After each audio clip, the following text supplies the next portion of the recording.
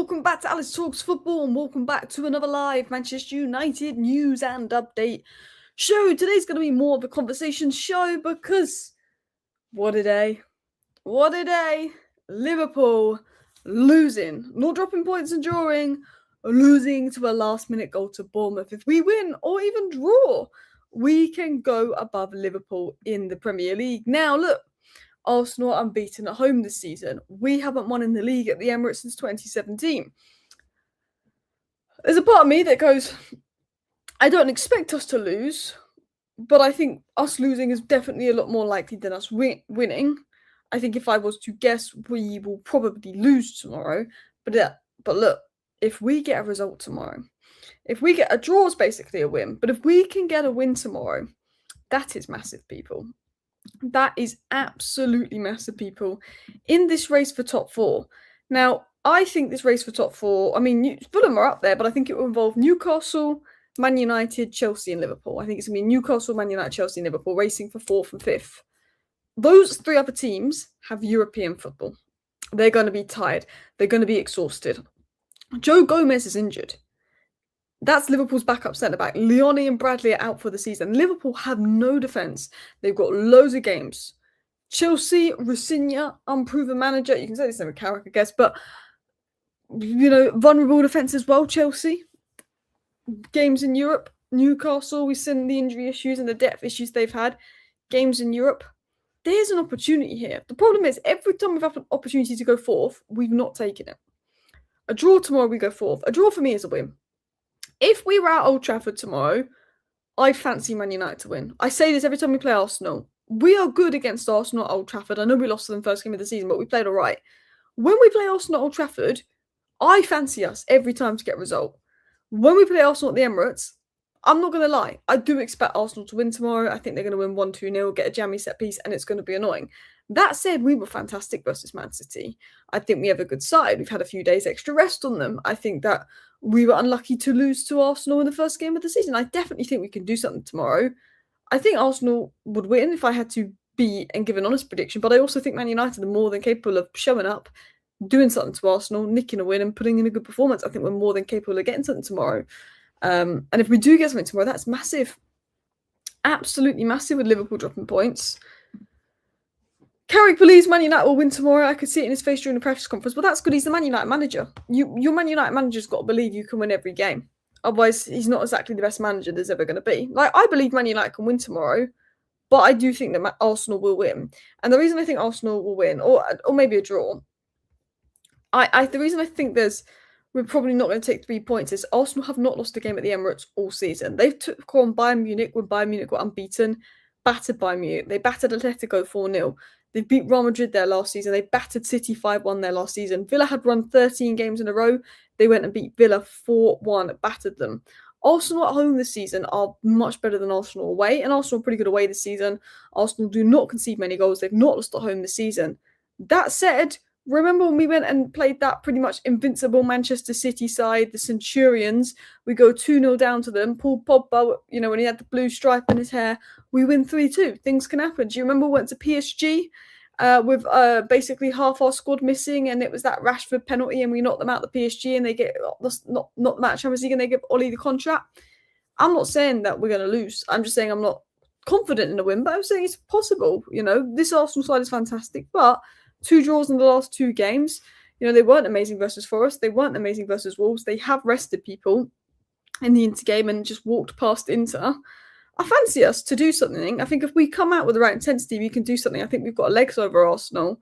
But yeah, I do lack confidence just because Arsenal haven't lost at home this season. We've got to be realistic. Alice will pay for her words on Gyökeres. Do you know what? Gyökeres is going to score, isn't he? Gyökeres is going to score. Gyökeres is going to score. I'm worried he is. Keep piping up, Alice. You're going down tomorrow. I wouldn't say I'm piping up, to be honest. I've been saying I think Arsenal are going to win. So I'm not sure what you think of piping up about. I'm not. I think Man United can get something tomorrow. We saw what we did to Man City. I thought we looked very good versus Man City, and we know that in the bigger games, Man United have been up for them this season. And I know we lost to Arsenal first game of the season, and we were right, but we played quite well versus them. I think Man United can get something tomorrow, but I'm not piping up. I'm aware Arsenal have not lost at home this season, so. You were even saying Spurs are beating us at OT. We're better than the Malice. Why would they beat us? Oh, that was a joke. That was a joke. I was joking that we'll give Spurs their first Premier League win in ages when they come to Old Trafford because we seem to never beat Spurs. That was generally a joke. I think we'll beat Spurs when we play them, but I like it's just because we lost against them 4 times last season, so that was a bit of a joke. But look, Carrick believes we battered City. We normally do all right in bigger games. We've beaten Liverpool this season. We've battered City. We can hurt Arsenal. We're fresher than them. The problem is every time we've had an opportunity to go fourth, we've not won. And in the past, when we've had opportunities to go fourth, we can't beat relegation sides. So we've now got to beat the best side in the league. But I tell you what, a win versus Arsenal makes that title race way more interesting. We can get a result versus Arsenal. We go 12 points behind them. We're not in a title race. But if we get a win versus Arsenal, it makes that title race more interesting. I kind of want Villa to win the league out of those 3. I don't want any of them to win the league particularly. But that could be more interesting in itself. Tomorrow, United fans are going to learn the hard way. The mad thing is, do you know what I want to happen tomorrow? Man United to score 8. I want us to put 8 past Arsenal. I want another 8-2. That's what I want tomorrow. I'm not expecting that to happen. That would be very nice. But look, do you think we're going to win, Alice? No. Do you think we can win? Yes. I think a draw wouldn't shock me. Something tells me Arsenal are going to score a set piece and win 2-0 and keep a clean sheet, or a 1-0, or something tells me it's going to be a draw. I think it's going to be a boring game. I'm not going to lie to you. I think it's going to be a boring game. I think it's 0-0, 1-0s. I can't imagine it being a 4-2 or a 3-2. I think it's going to be a boring game, if I was going to be completely honest. But it's nice to know Liverpool have lost. It's nice to enjoy and know that Liverpool have lost. Liverpool aren't looking great. Liverpool's defence has been. They don't seem to be doing anything in the January window. Chelsea have got Rosinha in. Chelsea, Newcastle, Liverpool, all in Europe, so they're going to be more exhausted than us. There's an opportunity to get Champions League football. I hope that we can do it. I still think we need a midfielder. I still think, we're expecting Carrick to do in 6 months what Carrick to do in 5 months, what Amorim couldn't do in 14 months. But let's see what happens. Let's dive into news, though. Let's dive into stories, because the title of this video wasn't just about Liverpool losing and having a bit of fun and joking about Liverpool losing. Carrick, if he gets top 4, it depends on the end of the season, how good we are, how strongly we made the top 4, and who the other manager candidates are. If Carrick does a really good job this season and gets top 4, and we look really good, we play really good, he's done really well, we almost have title-winning form when we get top 4, and the manager options are Carrick, Glasner and Iriola, I'm sticking with Carrick. But if Carrick does really well and gets top 4, but Carlo Ancelotti said, I want the Man United job, you've got to have a look at Ancelotti. That's my mindset with Carrick. It depends who the coach options are and how he does. And I'm not going to make any decisions on whether Carrick should stay until the end of the season. But Carrick did beat Arteta last time, but that was a long time ago. Carrick has beaten Pep Guardiola. Carrick is good in big games.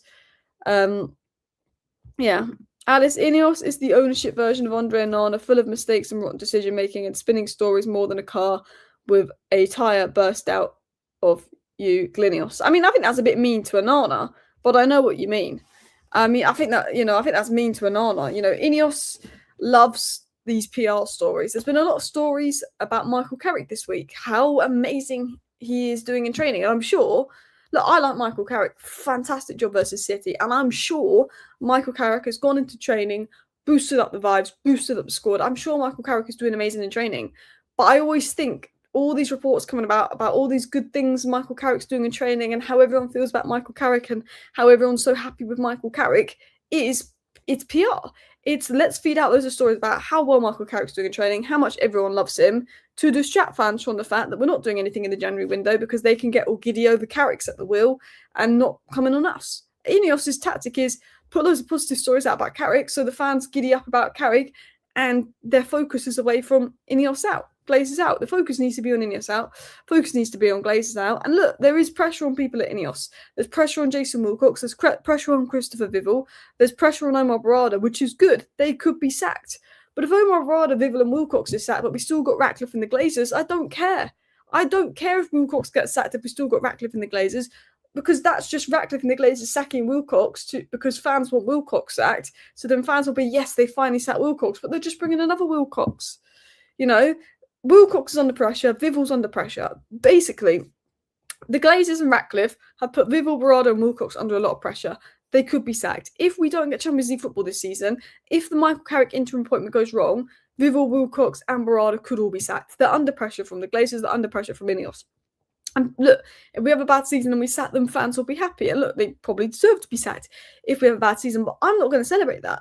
I'm not going to celebrate that because we'll still have Ratcliffe and we'll still have the Glazers. So yes, they may sack Jason Wilcox and Jason Wilcox may be sacked, but they'll just bring in someone else. So that's the only thing that annoys me. But there is a lot of pressure on the higher-ups at Man United. And I want to get into those stories about the pressure they're under and why they could be sacked. And then I'll get into the live chat. We'll talk about tomorrow and more. So, I spoke about the story earlier, but it was said earlier there's real pressure on INEOS and the likes of Wilcox and Vival to get this midfield overhaul right. United are failing in the money league and are paying the price for a season without Europe. They can ill afford to make the same mistakes. There's a lot of pressure on recruitment to get this summer right, if we bring it on in January to get it right. There's also a lot of pressure on the higher-ups to get the next manager appointment right. Sean Connolly said, there's uncertainty surrounding United's sporting department. The decisions to retain back Ten Hag and then sack him laid the foundations for the calamity around Amorim's tenure. You looked at, what is a disgrace about it is, we looked at Ruben Amorim in the summer of 2024, interviewed Ruben Amorim, thought, you know what, he's not good enough, kept with Ten Hag, a few months later, sacked Ten Hag to bring in a manager we didn't want in the summer. We looked at Ruben Amorim in the summer, we didn't want him, we decided to stick with Ten Hag. It went wrong on Ten Hag, we brought in Amorim, knowing Amorim plays about 5, knowing we just spent a load of money for a manager that plays about 4, and we had a team that set up better to play about 4, brought Amorim in and wondered why we finished 15th and lost the Europa League. Absolutely right. There is uncertainty surrounding United sporting department because people aren't happy about what's happened with Amorim and what's happened with Ten Hag. Even the Dan Ashworth decision has peed people off. And Sean Connolly said, with the next permanent manager appointment, the most important decision of their reign, the intention remains to wait until the summer when a range of top-class coaches become available. INEOS needs to get this right. If Wilcox, Vival, Berardo don't get this right, if we're sitting here this time next season in 7th, 8th place, having a shit year this time next year, they will be gone. If we don't get Champions League football, we're in trouble. If we get Europa League football, we might be all right. But if we don't get European football, we're in big trouble. If we're sitting here next year still crap, they're in big trouble and they could be sacked. You know, there's even reports coming out that INEOS are in favour of a new sporting director for Man United, but they don't know if this means Wilcox will be leaving or they'll be working together. But Man United are looking at people who are sporting directors. They're looking at bringing better people in. The problem is they bring someone good in like Dan Ashworth. He disagrees with their opinion. They get rid of him. You know, because it's at the end of the day, they want a yes man. They talk about wanting the best of the best and best in class, but as soon as you disagree with their ideas, you get sacked. Look, Ruben Amorim should have been sacked months ago for his performances. He was atrocious. He had a 32% win rate. He's probably the worst manager I've seen manage Man United in my lifetime. But Ruben Amorim was only sacked because he fell out with Jason Wilcox, didn't agree with Jason Wilcox's ideas, and, you know, spoke shit about the board. They wouldn't have sacked Ruben Amorim if he was being a yes man to Wilcox. Ruben Amorim could have lost to Burnley and he could have lost to Man City. He could have lost the last 2 games if he was still manager. He'd still be in the job right now if he was a yes man to Wilcox. The problem with INEOS is they're saying, we'll get rid of this person, we'll get rid of that person, but they'll just bring in another yes man. They're just bringing in another person that's just going to say yes to them. As soon as Ruben Amorim stopped being a yes man, they sacked him. Ruben Amorim had 32% win rate. He came 15th. He couldn't beat a 10-man Everton at home. He lost to West Ham and made defensive subs. He was anti-United DNA. He is statistically the worst ever Manchester United manager we've ever seen, losing to Grimsby. They had no intention of sacking him, and some will say, good. We need to give a manager 3 years. We need to see out the project. He hasn't got his midfielders. He hasn't got his wing-backs, and that's fair if you feel that way. But they didn't sack him, and they weren't thinking about sacking him at that period in time, even when he was that bad. They were like, oh, now he's fallen out with Wilcox. Now he's calling out the board. Now we've got to get rid of him. It's all about pleasing the ego of INEOS. You know, Glazers are the biggest problem. Glazers are 10 times a bigger problem than INEOS, don't get me wrong, but INEOS are the reason the Glazers are still here. Man United isn't doing as well financially. Glazers needed some help. INEOS come in, gave them some help. INEOS have put some of their own money in the club, and I will give them credit for that. But INEOS is all about protecting themselves. It's all about protecting themselves. And look, Wilcox may go, Berardo may go, Vival may go if things go wrong this season. We don't get European football if things are crap next season.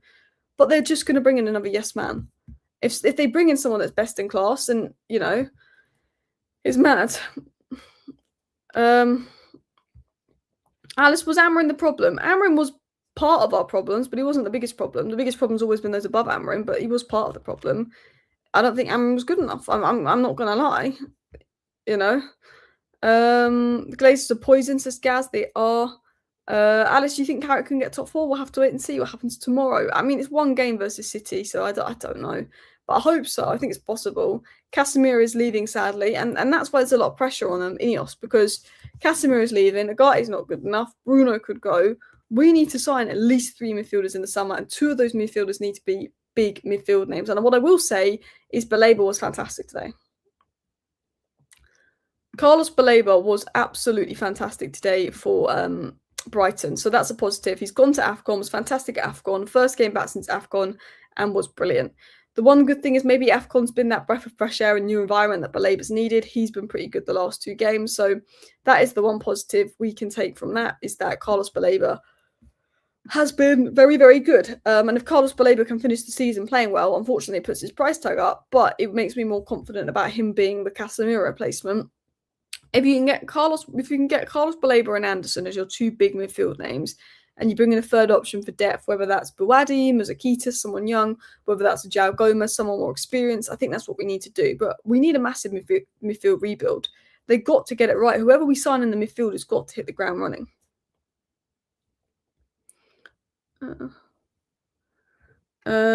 Carlos replaces Casper Baller. I mean, Elliot Anderson's been the better this season, but I think Carlos Baleba, if he can get his back in form, I'd love it. Smash the likes on the video. Big up Gaz. Big up everybody in the chat.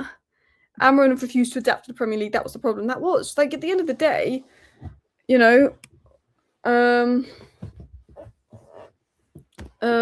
At the end of the day, Ruben Amorim did fantastic in Portugal, and I thought Ruben Amorim could be exactly what we needed, the way he turned around Sporting Lisbon. And look, Amorim wasn't given a midfield, Amorim wasn't given things that he needed. But Ruben Amorim refused to adapt to the Premier League. He refused to attack teams, and Ruben Amorim lost us a lot of points. I think another manager, we beat West Ham. I think another manager, we beat Wolves. And I think with another manager, we beat Everton. And then you're looking at 7 more points. And then you're looking at us looking comfortable to get Champions League football. You know, Ruben Amorim was a problem. We need Sandro Tonali or Bruno Guimaraes. I think if Bruno Fernandes leaves, Bruno Guimaraes is an option. Not that he's a number 10, he's a number 8, but I think he's creative. I think he's got that Bruno Fernandes mentality. But there's no way he'd leave Newcastle for a Premier League club. I think if Bruno Guimaraes leaves Newcastle, it'll be to go abroad. I'll be honest. I could see him at Madrid. We need a midfielder. Look, this is what I would like us to do, because we need 3 midfielders, and the 2 big midfielders we need aren't available to the summer. But why don't we get a João Gomez? Why don't we get a João Gomez or a Buwadi or a Muzakitas now, and then get the 2 main midfielders we need in the summer? Why don't we do that? Alice, we've been offered Ndidi again. Yeah, Fabrizio Romano's come out and said we've been offered Ndidi again. But apparently we keep turning it down, but we keep being offered Ndidi. We might panic and get him. The thing, I'm not going to lie to you guys, if we lose to Arsenal, we might panic and do something. I think if we beat Arsenal, we probably won't do anything. We probably won't do anything in January. If we lose to Arsenal and we look bad in midfield, they might do a panic deal. I actually think they're going to wait to January 31st, see how we look in these games under Carrick, and maybe do a panic deal on the last day of the January window if we lose games or if we don't look good. Mateus Mane was fantastic today. Arguably could have won a penalty. He was fantastic today, I agree. West Ham were good today. They battered Sunderland. Do you think Tottenham will get relegated? No. They're too good to get relegated. Look, the points between the points gap between them and relegation has massively shrunk in the last week and a half. Don't get me wrong, but I'd be very shocked if Tottenham got relegated. There was talk of Tottenham and Man United being relegated this time last year. I knew we weren't going to be relegated. I mean, Tottenham was 17th, but I just can't imagine them being relegated. I think they should be doing more in January, considering the position they're in. But I'd be very shocked if they got relegated. Very, very shocked.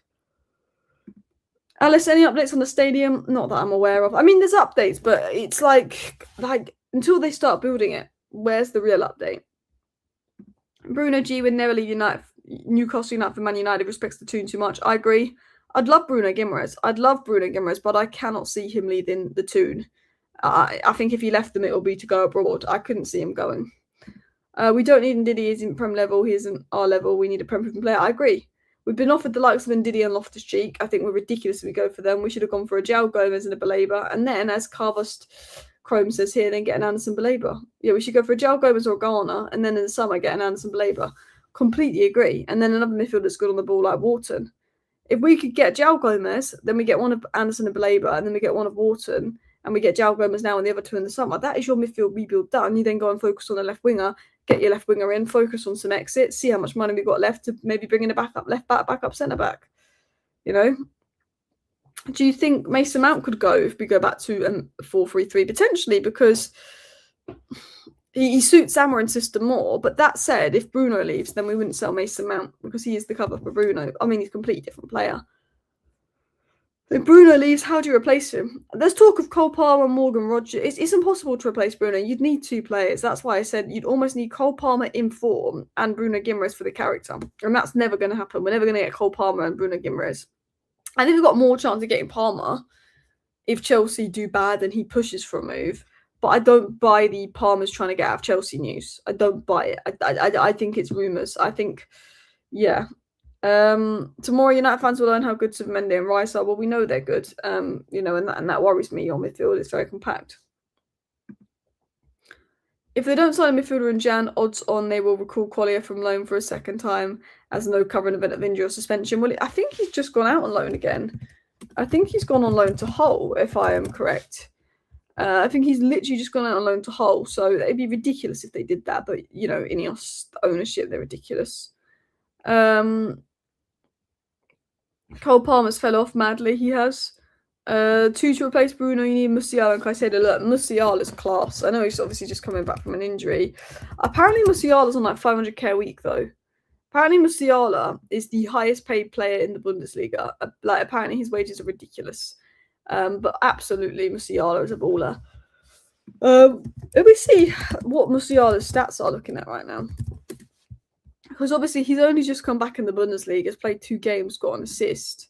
What Musiala? Look, Musiala's only 22. He'll be 23 in next month. Obviously, just come back from an ACL that he picked up at the Club World Cup. But last season, he got 21 goals and 8 assists.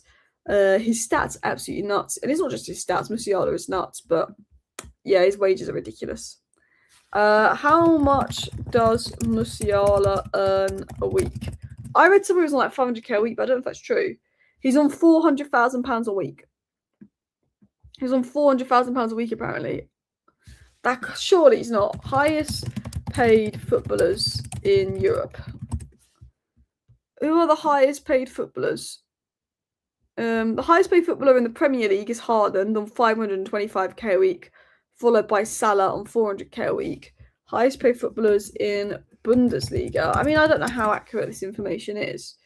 Highest paid players in the Bundesliga is Harry Kane and Musiala. Oh no, Musiala's on 400. So one source says Musiala's on 350k a week. Another source says he's on 400k a week. I don't know. He's on a lot of money though. He's on a lot of money. I would start Managerial over Delo tomorrow, but I don't think he will. Yeah, it was a leg. I think it was a leg break. Sorry, not an ACL. I get all the injuries confused because there's been so many injuries to so many top players lately. But yeah, mad money. He earns maybe 300k a week. To be fair, I would give Musiala 300k a week. If we sign with, I know we haven't given any player recently over 200k a week that signed for a club, but Musiala is the type of player, if he signs to your club, you give him 300k a week. Man City have offered Mark Gay 300k a week. If Mark Gay's on 300k a week, if Musiala turned around and said, I want to come to Man United, you offer Musiala 300k a week. Look, I'm not saying we're going to sign Musiala. I'm not saying that Musiala is going to want to come to Manchester United. I don't think Musiala will ever come to Manchester United, but I think if we we're in the Champions League next season and had a really good season next year and then start to look like a title challenging team, maybe things can change. But as of how we are now and as of how we've been playing lately, our chances of getting a player like Musiala, unless we really look like we're going to win the Premier League, is probably slim. Hate to say it, hate to be negative. I don't care about wages as long as they're proved. Yeah. I mean, Sanchez, we gave 500k a week to because we thought we were getting a 500k a week player. But I don't think INEOS are going to give anyone over 250k. I think unless we feel like we're a team that can consistently get Champions League football and not drop out the Champions League, I don't think we'll be giving crazy wages. This is why I don't believe reports on footballers' salaries. There's too many discrepancies on what they earn. I agree.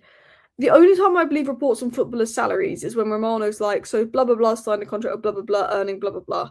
So you have like loads of tier 1 journalists say, Gay 300k a week contract. Okay, cool. I believe that. But when you go on those sites that list all the footballers and how much they earn, I think some of it is just guesses, and that's where it changes. INEOS best in class, they said. Best in class at coming 15th. That's what they are. But yes, I wanted to talk about, obviously, the news. Basically, the news is Liverpool lost. We can go fourth if we beat Arsenal. And INEOS are under pressure to deliver. We're falling down the money league. The bosses, the big people at the top of Man United have put INEOS under pressure. This manager's got to work. You know, next season has to go right. Carrick's got to work out. Carrick's got to be the right interim choice. Next season's got to work out. Next season we need to be in Europe. Next season the permanent manager that comes in needs to be right. The midfield rebuild needs to be right. Because if this time next year we're sitting here and we are crap and we are not playing well and we're not in Europe, Vivo, you're gone. Wilcox, you're gone. Barada, you're gone, which is fine. But Jim Ratcliffe will still be here. The Glazers will still be here. Fans will get giddy because we sat this person, and this person. Yes, they've sat them. We got giddy when we sat Ed Woodward. Was John Murta that much better than Ed Woodward? No. We got giddy when we sat John Murta. Have we got much better since? No. I think INEOS and Varada and Vivel and Wilcox are better than Murta, are better than Arnold, are better than Woodward, don't get me wrong. But we get giddy because we sat Woodward. Someone else comes in. We get giddy when we sat the Woodward replacement. And we get giddy when we sat the Woodward replacement. You've got to remember that. But there is pressure on INEOS, which is definitely something interesting. But listen, people. Focus has got to be, whether we win, lose or draw tomorrow, focus has got to remain on Glazers out, INEOS out. Even if we beat Arsenal 5-0, which probably won't happen, just remember the protest versus Fulham. Glazers out, INEOS out. If we win, if we lose, if we draw, we still need to keep the focus on that ownership. Remember that, people. Anyway, I will be back tomorrow with a match reaction to Manchester United versus Liverpool. Let's get that win. Let's get to fourth. Big up, people. See you next time. Bye.